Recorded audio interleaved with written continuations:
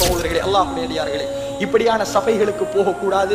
நாம் முசுபாத்திக்காக போனாலும், நாம் சாமான் வாங்கத்தான் போறோம் என்று போனாலும் அல்லாஹ் குர்ஆனிலே சொல்கிறான், மிக முக்கியமான வசனம், அன் இதா சமிஅதும் ஆயாத்தில்லாஹி யுக்ஃபரு பிஹா அவ் யுஸ்தஹஸஉ பிஹா ஃபலா தகூது மாஹு.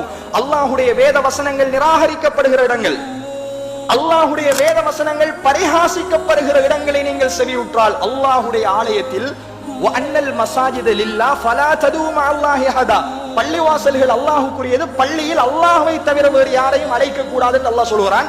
பள்ளிவாசலில் உட்கார்ந்து பள்ளிவாசலில் மைக்கு போட்டு யா சாஹிபன் நூரானி என்று அழைக்கிறோமே கண்ணியத்துக்குரிய சகோதரர்களே, யா ஷாஹல் ஹமீத் என்று அழைக்கிறோமே, யா குதுபல் மஜீத், யா காதிர் முராது ஹாசில் என்று அழைக்கிறோமே கண்ணியத்துக்குரிய சகோதரர்களே, அல்லாஹ் சொல்கிறான் பள்ளிவாசலில் அவனை தவிர வேறு யாரையும் அழைக்காது.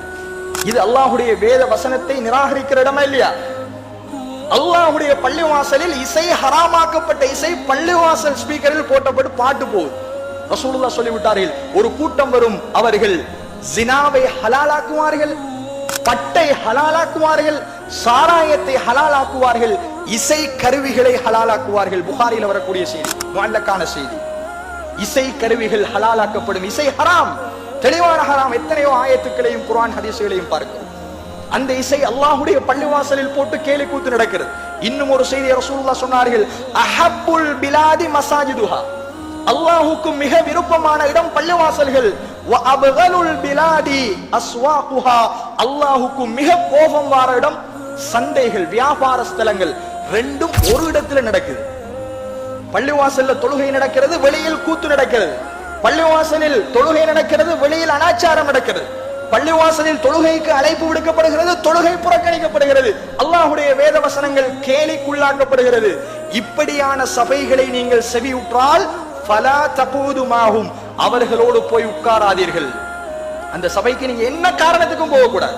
சாமான் வாங்கல்ல, பிள்ளைய கூட்டி போறேன், முஸ்பாத்திக்கு போறேன், இந்த எந்த கதையும் விடுபடாது. அப்படி போனால் அல்லாஹ் வசனத்தை முடிக்கல, பின்னாடி சொல்றான், இன்னக்கும் இதன் மிஸ்லுஹும், நீங்களும் பாவத்தில் அவர்களோடு சமனானவர்கள், உங்களுக்கும் அதே பாவத்தை எழுதுவோம். நீங்க போய் அங்க உட்கார்ந்தாலே காணும், கலந்து கொண்டாலே காணும், நீங்களும் அவர்களை போன்றுதான் என்று அல்லாஹ்வுடைய குர்ஆன் சொல்கிறது. நஊது பில்லாஹி மின்ஹா, அல்லாஹ் என்னையும் உங்களையும் பாதுகாக்கும். எனவே இப்படியான சபைகளை புறக்கணிப்போம், சத்தியத்தை படிப்போம். குர்ஆனும் ஹதீஸும் கண்ணுக்கு முன்னாடி இருக்கிறது, ஆதாரங்கள் வாயிலாக இந்த மார்க்கத்தை புரிவோம், அதன் அடிப்படையில் செயற்படுவோம்.